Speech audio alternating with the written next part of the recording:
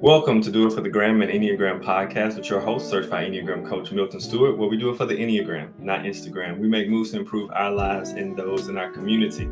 I am extremely excited today because I have someone I've been working with for a couple of years in the Enneagram space to do some wonderful things with the IEA. And so I'm going to read her bio and then I'm going to let her jump in because I'm really excited to have her on the show today. So today I have Talia, who was born and lives in Mexico City. She has a bachelor's degree in social sciences. Her professional career has developed in the social research arena, mostly applied to marketing in the corporate world and now as a consultant. She has combined her professional career with the search of self-knowing, which has led her to extensively study the Enneagram for the last 20 years. She finished the training program for the Enneagram Institute and has applied the knowledge from this tool to her human-centric research and work. She has given several Enneagram courses in Mexico City and other Latin American cities. All right, that's what I thought. Spreading the knowledge of this powerful tool to the Hispanic world for different kind of groups and perspectives, and has served on the IEA for more than 4 years, being now the vice president of the association. In her spiritual life, she was born in a Catholic family, but through the years, she has joined a Sufi community in Mexico and has learned the practice of different kinds of lineages, from Buddhism to Hinduism and Toltec Mexican heritage. Welcome to Talia Guerrero. Hey. Hi, Milt. Hola. Yes. Hola. ¿Qué Hola. pasa? ¿Cómo Yes. están? Yes. Thank you so So, much, my friend, to give me this yes. opportunity to talk with you and share with you all the things that happen inside me. Yes, I'm glad to have you on for your level of brilliance that you have and the level of inner work for you to share it. So let's start here first. What was your journey to the Enneagram? How did it find you? How did you find it? And what was it like finding your specific type? Yes. So, um, uh, to summarize like the experience of knowing the Enneagram, because I always believe that there are like two things occurring when you find the Enneagram, right? One, it's like in the tangible world, like the ways, the manner, the persons that bring that kind of huge thing to you. In my case was a workshop that like given for the company I was working for. And in my mind was like, okay, another personality to like Uh-huh. another workshop for knowing if we are yellow, if we are red, if we are whatever. Yes. And for me was like a very, very common day. A day off, what was good, Mm. when you are working. Uh, but in the other side, in other reality, other energies are operating, right? So Yes. um, the first thing was like when I started listening and understanding and like absorbing that very, very first part of the Enneagram was like a boom for me. Mm. So in the very, very beginning, I understood that that was not a usual or like a very common thing. So in fact, I have this memory of being there listening the five structure, like like the the the explanation, the description of the five personality, the Enneatypes, and feeling so, I don't know how to say, like amused, like, oh my Mm. God.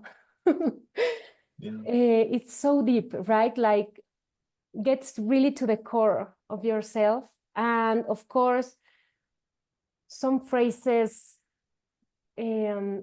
specifically the Rizwan Hudson phrase about the lost message, you know, the lost message when you was a child, hit me really hard. So at some point was like surprising, painful, you know, really painful, in fact, from the very beginning, understanding that how the fear, you know, it was a lot about the fear and the fears. Right.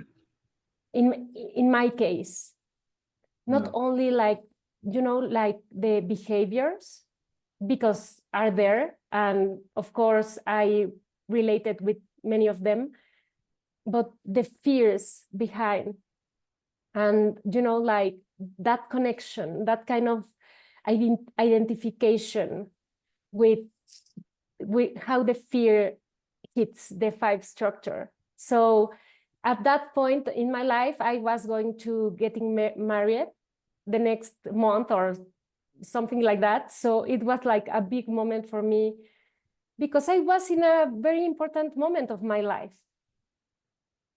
So a lot of things going there. So that was the first encounter. Wow. I didn't know, like, so I didn't even Very know. powerful. Yes, very powerful. So I'm learning this fresh. I didn't know that at all. It's interesting because the Rizzo Hudson book is that was my first introduction to Enneagram too. And from a different perspective, it grabbed me. Like it grabbed me because it kind of not trapped me, but like it made me feel like, oh my goodness, how does something know this about me internally? Like, Totally. so that yeah, I definitely agree with that. But I didn't know that was your story. That's very fascinating. I have other amazing questions too. But along those lines, okay, so let's talk about we're focusing on the counter type, right? Because this is super important. So as the type 5 structure you discovered, what happened when you discovered the one-to-one or the sexual version of the type 5? Like, how did that happen? What was that like? Because you show up a little differently than the stereotypical version of the 5. Totally. Yes. And it has been for me very interesting to contemplate that process, you know, because as we already said, I didn't, you know, I didn't know that I was going to meet the Enneagram.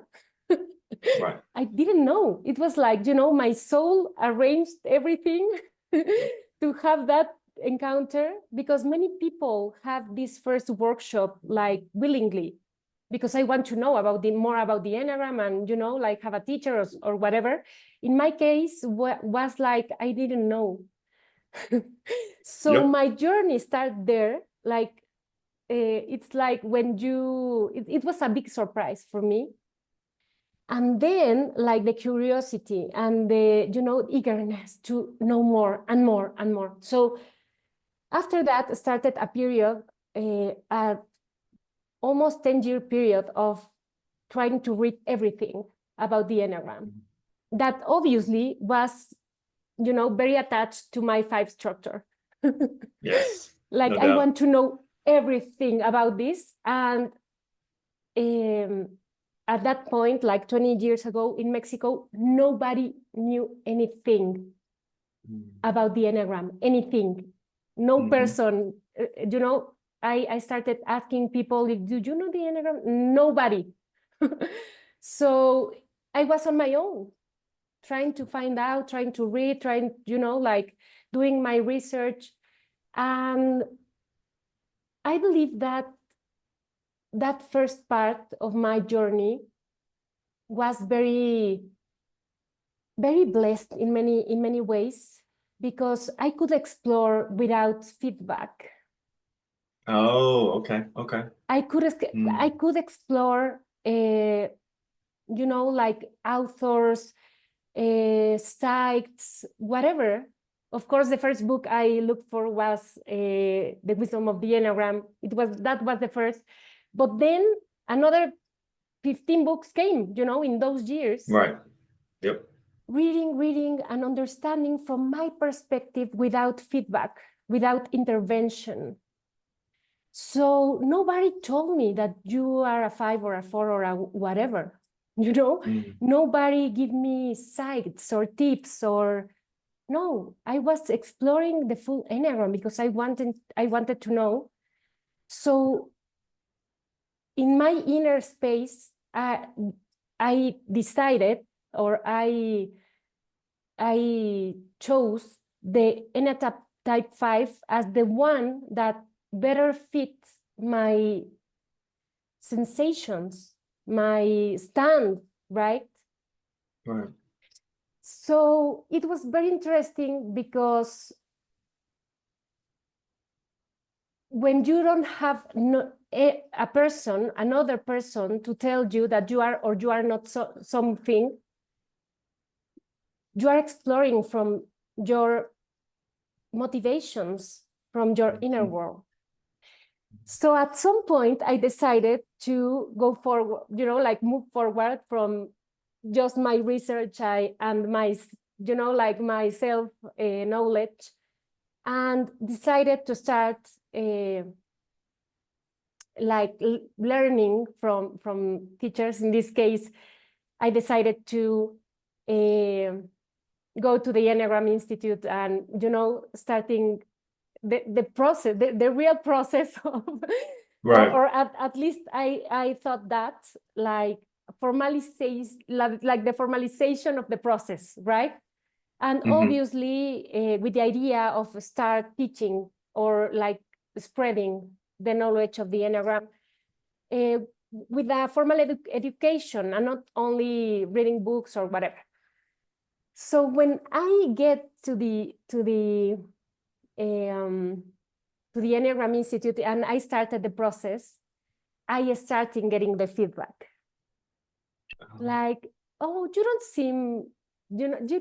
seem to be a 5. It's like, it's interesting. You don't look like a 5 and I started hearing that voices, and for me it was very confusing. Right. In that moment, because I said, what? It's like I've known the Enneagram like for several years and I've never had a doubt about it. So the next chapter started. Like I was aware of from other people that knew the Enneagram, how I looked from the outside and how I was perceived.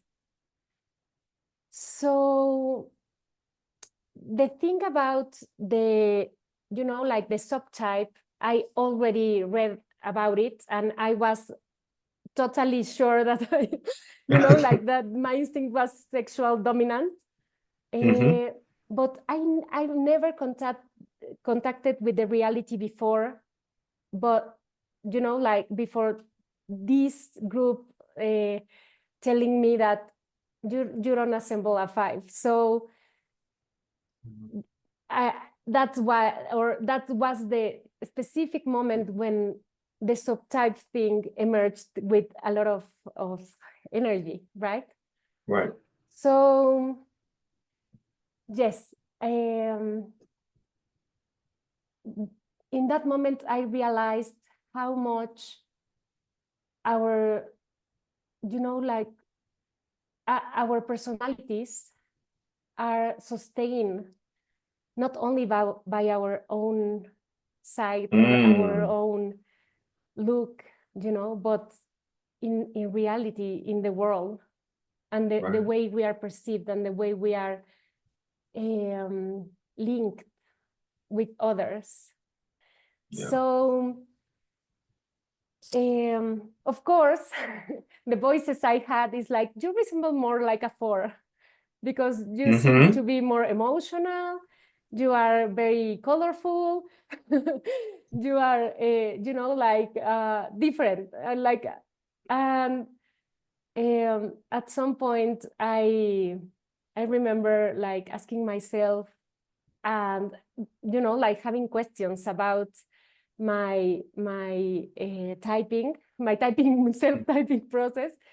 But at some point I just said, yes, it's like the big contradiction of the countertype in me that makes me look different of the way I feel inside. Yes. And that's another journey, a big journey. Oh, this is good. So can you talk about a little bit, can you describe some of those contradictions that tend to come up with the counter 5? What are some of those contradictions you're mentioning? Yes. So, for example,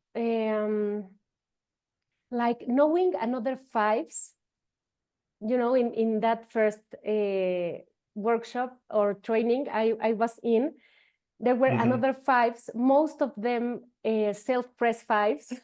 Oh my goodness. So Okay. you can imagine when we were like in panels or, like, come on, the 5s in a group. And I, I was there and I started noticing. In fact, here in Mexico, before my formal training, I could recognize other 5s in my environment, right? And I could see like the big differences, but I related a lot with them.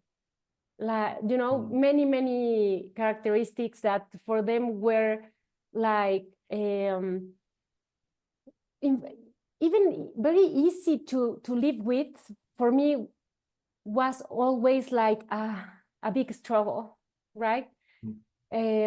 One example is like socialization and like the extensive need for isolation. Right. That was one. Like I could see other 5s in my circles, in my environments, with a lot of easiness to express and to like ask for space or just give themselves space. And the struggle I had and I have to ask that I really need. Yeah. So when I was with these people, I could see like the things they say was the same things I could feel inside, but the way what these things are expressed are very different in my case or in my life. So the contradiction or the big contradictions relies in this double thing, right? Because now, 20 years after, and having the Enneagram in the very center of my contemplation in life, because it's true that for me it's not only a tool, it's like almost like I don't know how to say, like a lens. It's very integrated in my life. I can see how this happened, not only in a narrative way, but how it feels, and sometimes it's very difficult to explain. Yeah. Because the way it's very instinctual, in fact. And we know that our subtypes, our dominant instincts are taken by our ego to perform, right? To work towards the ego needs and the ego demands, right? So in my case, the contradiction comes when my ego structure sets that the way we are going to get security is in like in this way, like the mandatory things that are shared in the whole 5 spectrum, that is like through management through compilation,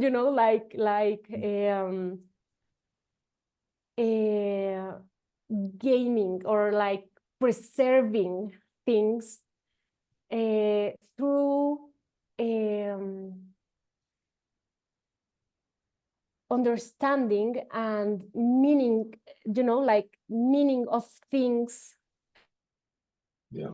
Like the mandates are there. Mm-hmm. But then you have in your body incorporated an energy that says exactly the opposite. Yes, yes.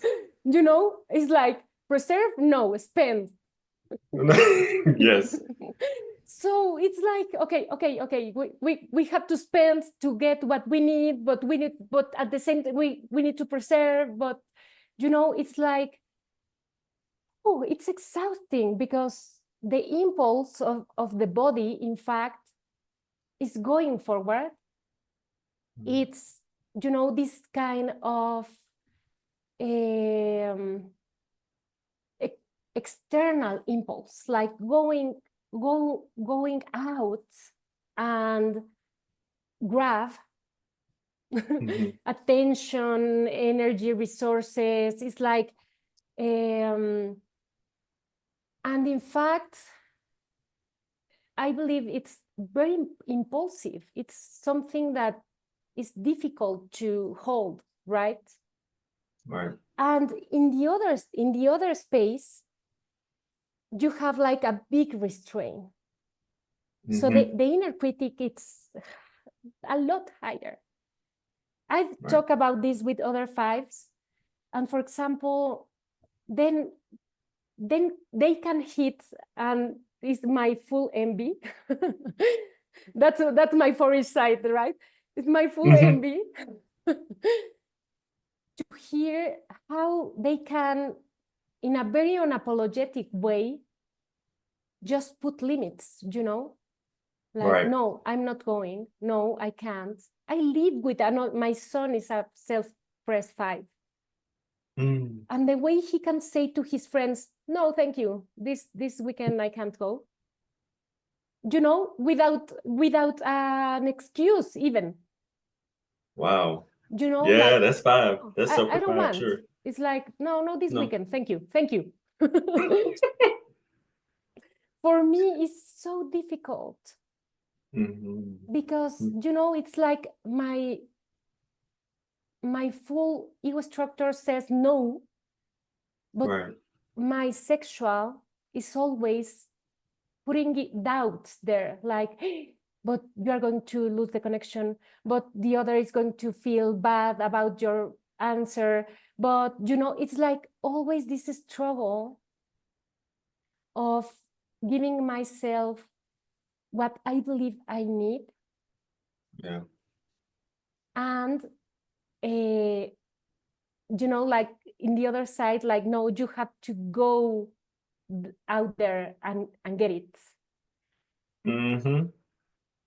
So I believe that's a contradiction. I don't know if other types, I believe some of other types are, feel this contradiction too, but I don't know if as intense as we live it. Yeah, I think there are certain types that feel it. I think the energy in all the countertypes are like opposing in some way or going the opposite Yes. way or something. I totally agree. And I feel like within specifically, like you said, there are a few I can think around the Enneagram circle where their energy, gosh, because of how their ego structure is set up, the contradiction between them is it just feels so much bigger. Like I can imagine, trying to part of you wanted to conserve your energy, but part of you wanted to give it away and connect and go do things and engage. And trying to manage that on a regular day basis feels like a lot right now, just me saying it. Like that's whew. Yes. So, Milt, it's more like you have to have a bifocal thing. Mm, So for me, my my inner work has to have this, always these two sides playing at the same time. So conciliate them and, relax in the middle Right. of the two energies pulling me Mm-hmm. has been like the real work for me, because none of them are bad. Yeah. That's what I've learned these years. It's like,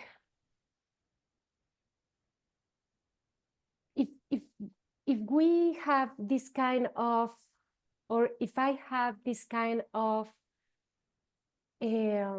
self-contemplation in terms of how this energy try to drive me in the world, Mm-hmm. Right.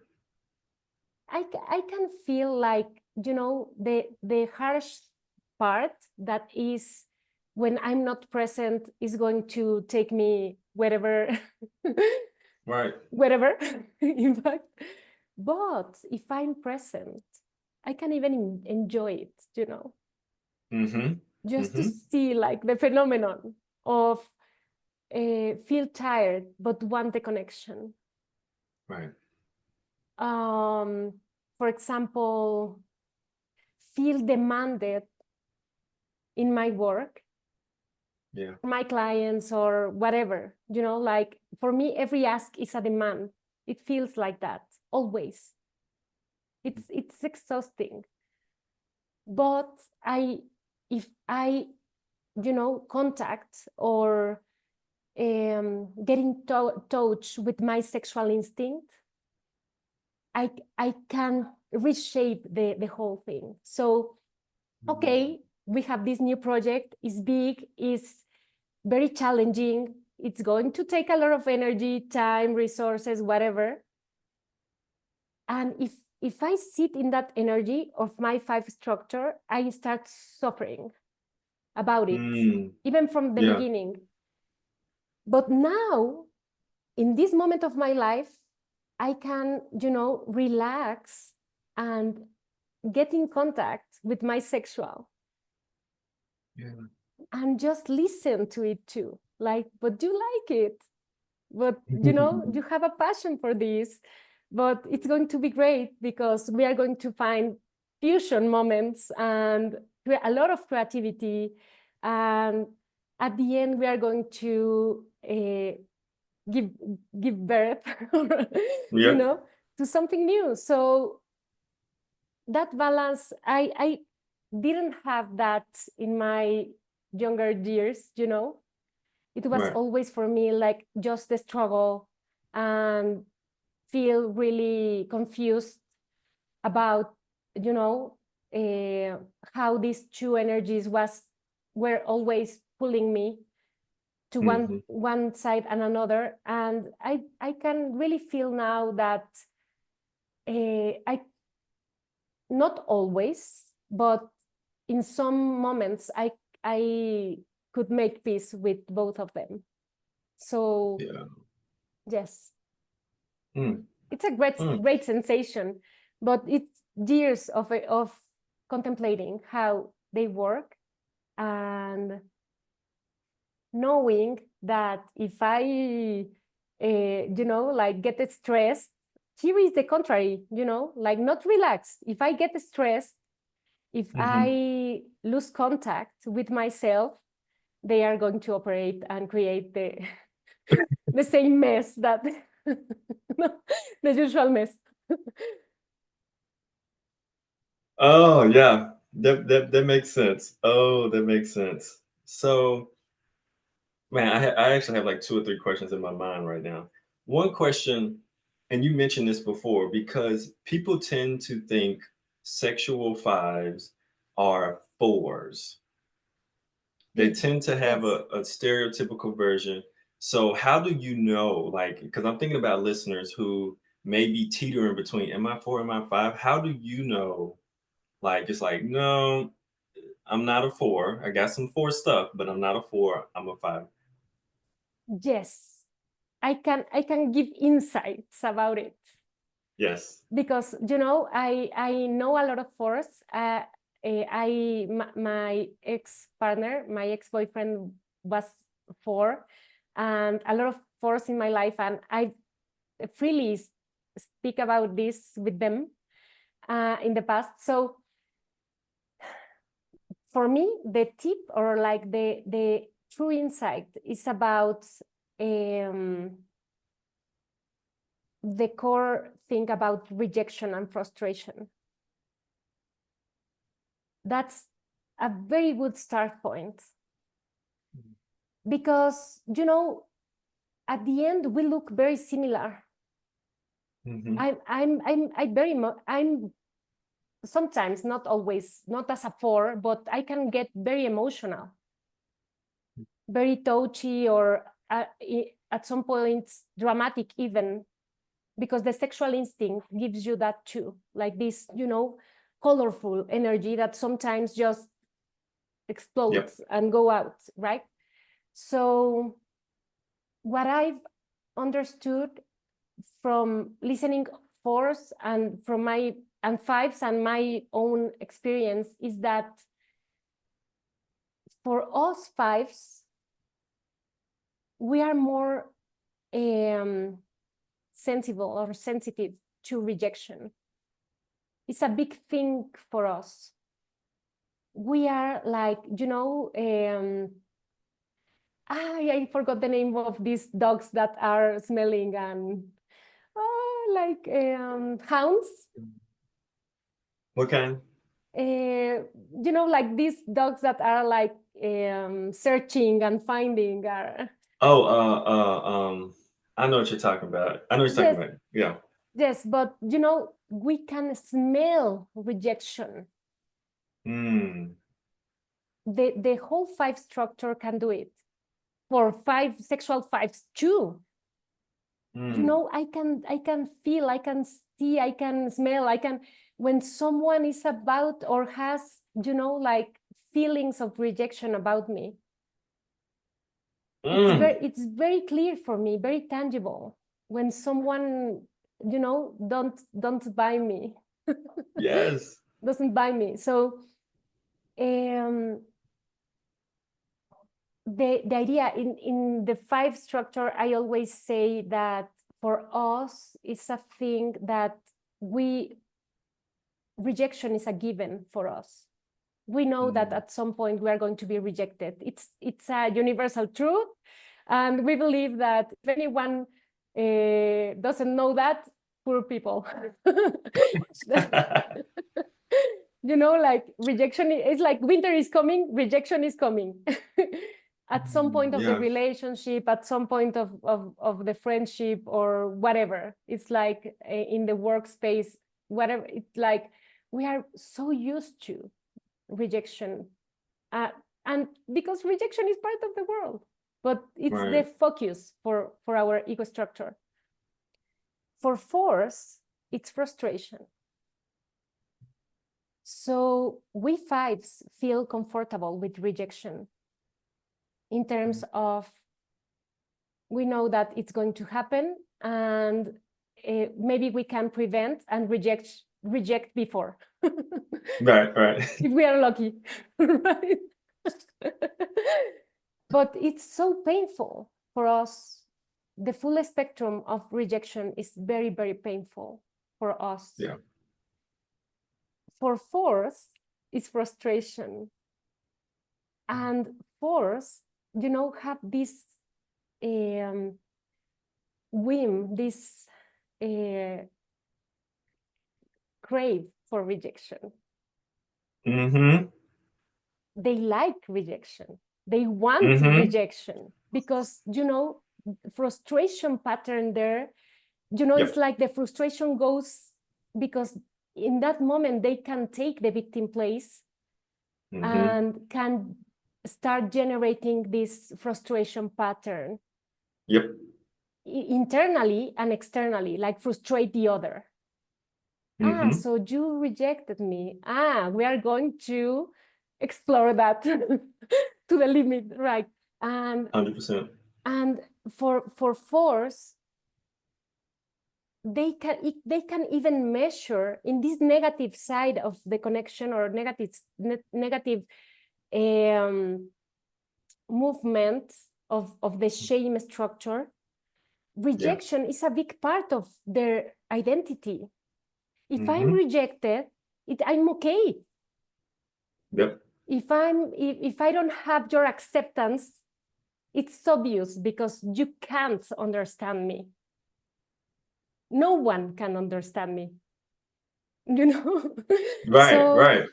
this kind of feeling comfortable with rejection in the first structure, it's very different in the way we as fives feel and live this pattern. For us, rejection is like, okay, That's right. you know, that's it. It's like turning around and going, and It's done. Right. Don't catch me. Don't catch me. I'm going to, you know, look the higher cave in the mountain, and I'm going to put myself in the center, and you are not going to know anything about me anymore. Exactly. Oh, yes. You know, you're hitting it. it's like You're hitting it. It's done. And in the sexual five, that part is a big issue. It's like the issue, in fact, because in the intimacy, when someone rejects you, it's very difficult to open up again. It's like, oh, you know, like the trust part, like the trust is broken, and I don't feel safe with you anymore. That's the thing. Yeah.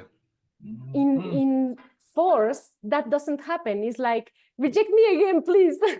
Right. It's like, we're going to go through this cycle again, right? Let's play again. Exactly. Yes. Let's play again, because I'm going to run to, you know, but and I'm going to let you catch me. And when you catch me, that's come get me. The punishment is there. Talia, that was such a rich and beautiful way of explaining it that I haven't heard anyone explain it that way, the difference. I have some things in mind, but the way you explain it is so serious and so important, because I don't think people realize how serious rejection is for type 5s. I don't think most people know it, and I don't think most people, it's not in a lot of literature. It is so true. I've had experiences with many people I love who are 5s, and that rejection piece is so tender and serious to them. And in the same time, with the 4, rejection is just a part of the cycle. It's like, I want to be rejected to a degree, and I hope you keep pursuing me. And hey, I'm back, or let's do it again. And it becomes a cycle that is frustrating. Talia, that was beautiful and absolutely brilliant. Oh my goodness. Oh, thank you. I just it just gives me, oh my gosh. For the sake of this episode, because this was so brilliant, oh my goodness. All right, so if someone is, and I think you gave good advice already, but if someone is a sexual 5, what encouragement, advice, or recommendations would you give them for walking along the journey? Yes. I believe I have many things to say, because, you know, it's very beautiful to share.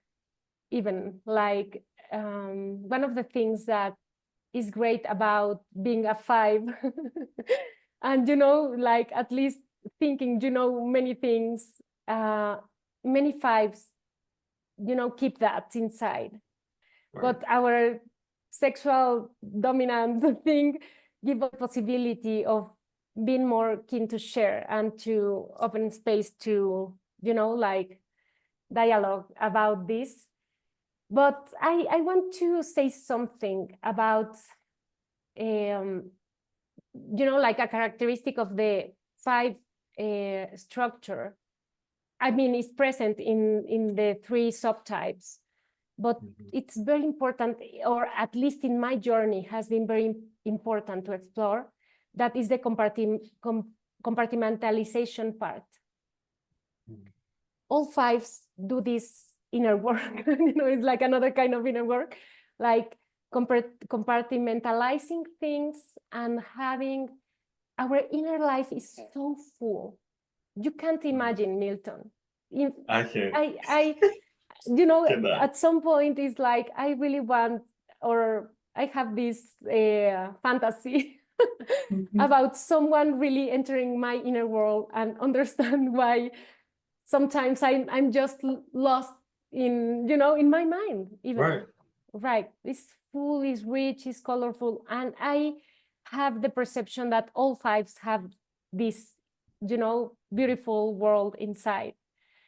And what I've seen is that the other two subtypes of five do this kind of classification, and like you have a very I'm going to put it like this. We need to separate reality to have the ability to deal with it. If not, it's too much, even the experience of being incarnated for us is too much. I can say, and I believe I'm not wrong, that it's the Enneatype that suffer more the incarnation process, like having an incarnated soul. For us, the body is heavy. It's, like the tangible experience is really exhausting, draining even. Right. Maybe for for everybody, but for us, it's a perceptual thing. You can feel it. It's a lot of density, a lot of heaviness. So at some point, I realized that this compartmentalization thing is about separating reality in buckets. So it's easier for us to deal with it. So maybe you can see many fives having like their friendship life separated from their family life and their work life, and like very a very clear structure there that is different from the one, even though we have like a very strong line with perfectionism and like in the way we do things, but it's a structure, separated.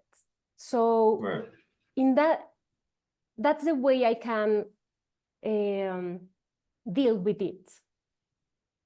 So please don't contaminate. You're in this bucket and you are not going to enter in the other bucket. That's why so many fives struggle with if they have a relationship, to present the girlfriend or the boyfriend to the family. Because it's in our mind, it's like no, don't create cross-contamination. Exactly. Don't create a mess. It's like everything has to be in the correct place, so because we can manage better everything there. In the sexual five, this becomes like I don't know, like Disneyland.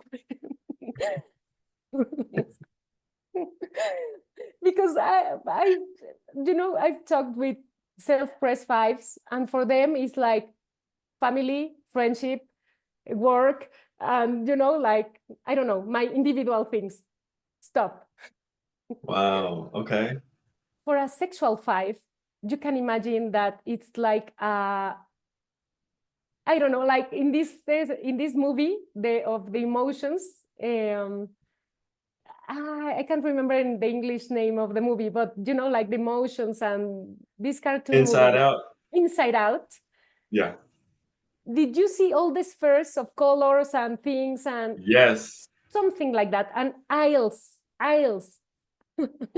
wow, of topics, classifications? So wow, I believe that kind of like separating the reality in so many things, so many buckets, and is like not only the buckets inside the bucket, and each one has like another part too, and there's a pride like for having that. Right. And I believe that at some point that creates more exhaustion that, like Yeah. the common life. That's one. So exploring internally about how we process this thing, and the other part that it's more interesting for me is, or more useful, is the way we manage to open that inner space. So for us, and I mean the sexual 5 precisely, is in terms of we really want to show that inner world. The other 5s, no. Right. For us, it's a necessity even. Like I want you to come to my inner space, but because that's the sign of intimacy. If I can open up with you, but it's always this struggle of if I show too much, I'm going to be considered crazy or nuts, or like that I'm not I don't know how to say it, like a mature person. So because my life is like internally a mess.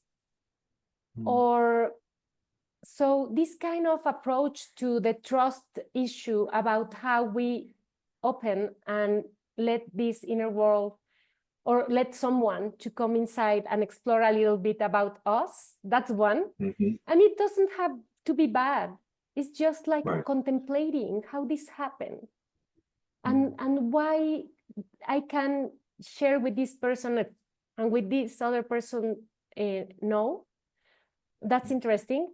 And maybe a third part, when you start realizing that the world needs that inner world. Ooh, yes. Like you don't, that's the at least for sexual 5s, our main fear, the core fear we have, the core fear is someone exhibiting our inner world. Someone like betraying us, and like putting us in that spotlight of this person is very weird, and like it's like the very, very stereotypical thing about us 5s feeling like freaks or being perceived as freaks or something like that. So a lot of fear about letting that inner world be shown and explored. So at some point, I realized that my life is not complete if I don't let that out. Without fear, like whatever happens. It's important to participate, to have that kind of participation in the world. And what I learned about this is that when you are brave and you have the courage to do it, it's amazing. Amazing things happen. And the fear you have to be rejected, to be labeled, to be whatever, is, it's like it's not there, but it's like not important. It's not important because you attach, or you get hurt by a label or by a classification or whatever if you believe it, or even if you say I'm like that. Yes, it's true. It doesn't matter. Oh my goodness. This is so rich. Gosh, it's so good. Hearing you speak about your experience in your inner world is so rich because, you don't usually get a lot of type 5s in general who share, and then specifically the counter type who's done a lot of work on themselves to be able to share and such a beautiful, articulate way of helping people to understand, like, no, it is different. It is quite different in a lot of ways. And so I just thank you because this was incredible. Like, I have so many more questions because this is so good. I love the angles you're taking at it. I mean, oh my goodness, this is so good. So here's the thing. For the sake of time, can you share where people can find more about you or what you do or where you want them to um, message you or connect with you? Because this was awesome. Yes, well, I have an Instagram account that I have things there, but I've been with a lot of work recently and I haven't put a lot of content there, but is there. It's Amor Vertical Love. Is amor, love word in Spanish, amor, vertical or vertical love. So you can find me there in Instagram. And like 2 years ago, I started like an Enneagram, space. Space. I don't want to say school because, school is very big, but maybe in the future it's going to be like a school. Okay. But it's a space to know and understand and integrate the Enneagram for anyone. It's called Ego Conciencia in Spanish, Ego Consciousness in English. But Ego Conciencia, I share that space with Matias, my partner. And we have been doing workshops and several things around Latin America with this. And I believe that it's a very safe space for people to know about the Enneagram and to have this kind of balance between masculine and feminine energy in the space of teaching, of course. And the other thing, Milt, is that Mati and I have been working, we have been working very hard in a new perspective, a new triad perspective about the Enneagram that it's called the Soul's Triads, the Soul Triads, yes, las triadas del alma. We already put an article in 9 points in the association for giving the first perspective about this, that we really want to explore more, and maybe a book in the near future is coming about this. But if someone wants to, like get in touch with I don't know how to say, like an advanced side of how we see the work, the inner work with the Enneagram is there. So that's like the most recent things we and I have been doing. Oh, that's so awesome. So everything will be in the show notes for everyone who's listening, so that you can click on them. Go and learn more and learn from and learn about the things that Talia is doing. She's obviously brilliant if you haven't heard this episode already. So Talia, I thank you so much for being on the show. This was great. Thank you, Mil. Thank you. I'm very honored. I'm very humbled to be here to sharing, and even in another language that is great for me. So thank you so much for having me here. Thank you. And which shows another level of brilliance, right? To articulate what's happening inside of you in a whole different language, not just like regular stuff. Like trying to articulate, that's a whole different level of. Yes, it's a challenge. Gosh. It's always a challenge, but it's like from the heart. Always. Yes. Awesome. All right. So listeners, remember, if you're feeling a little crazy, you're going to do something a little wild, that's egoic, take a deep breath and do it for the gram, the Enneagram, of course. Make a better choice. And we'll see you on the next episode. Bye.